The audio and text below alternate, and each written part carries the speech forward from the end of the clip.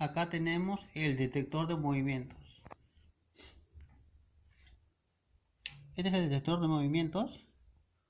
Funciona cuatro pilas AA. Tenemos su armazón para colocar a la pared. Y tenemos dos control remotos. Uno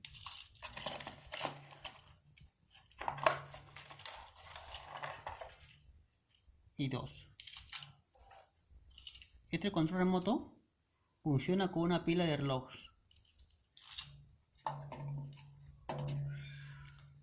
¿Cómo funciona? Este es el detector de movimientos ya instalado. Acá tenemos el control con su respectiva pila y lo prendemos. Ya está prendido, se tiene que apagar la luz verde.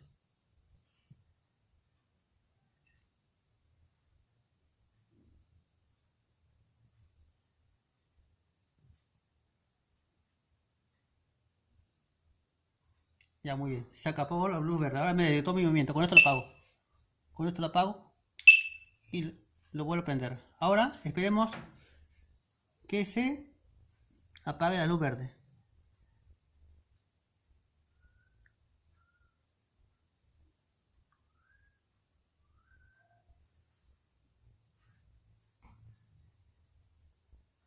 Muy bien, ya se apagó ya.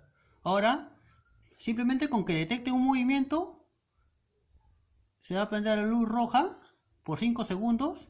Después de esos 5 segundos, se prende la alarma de la sirena por 45 segundos. Nos movemos para que nos detecte el movimiento. Uy, no detectó el movimiento. Ahora, esperemos. Tenemos el control remoto. Vamos.